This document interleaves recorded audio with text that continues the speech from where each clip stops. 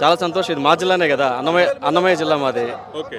So ఎప్పటి నుంచి ఇప్పుడు చూస్తుంటే మొత్తం కడప అంతా కూడా పచ్చతోరణంతో కలకలాడిపోతూ ఉంది. నేను హైదరాబాద్ నుంచి వచ్చాను. అంటే అన్నమయ్య జిల్లానే, నేను హైదరాబాద్లో అడ్వకేట్గా వర్క్ చేస్తున్నాను.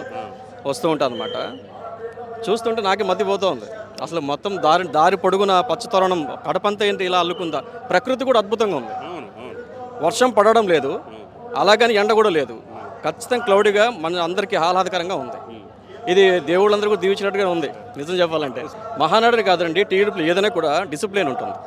యాజ్ మై అబ్జర్వేషన్, ఈ ప్రతిదీ కూడా ఏదైనా వాళ్ళు కానీ ఒక స్టేజ్ వేదిగా ఒక క్యూఆర్ కోడ్స్ కానీ విఐపి ఏమేమి స్లాబ్స్గా పెడతారో అవన్నీ స్ట్రిక్ట్గా ఫాలో అవుతారు.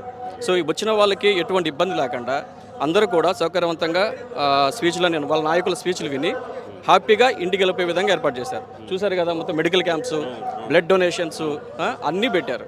ఫుడ్ ఐటమ్స్ కూడా మీరు చూసే ఉంటారు, మీకు తెలుసు. సో ఎవరు కూడా నిరుత్సాహపడకుండా అద్భుతంగా ఉంది అన్ని ఏర్పాట్లు కూడా. అది కూడా కడపలా అంటే అది నిజంగా అది ఒక ఇంకా ప్రెస్టేజ్గా చేశారు.